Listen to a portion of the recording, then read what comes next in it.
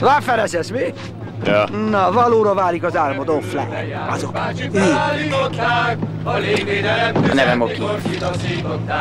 Ő kiugrott a tűzbe, a zsinór rögtön levált, de nem ugrik többé már.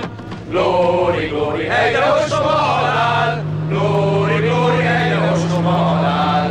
Glóri, glóri, helyre ostoba halál! És nem ugrik többé már! A kötérzet a nyakára rárovajodott, a testében minden csontot porrázuzott.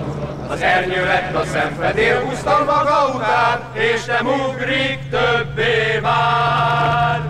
Glóri, glóri, ejde ostoba halál! Glóri, glóri, ejde ostoba halál!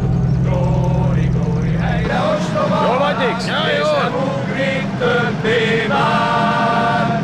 Utálja azt a kutyát! Ejde ostoba halál! A bajtársai szállakoznak, ostoba halál! A teste vérben evett, a lelke a mennybe száll, és nem ugrik többé már.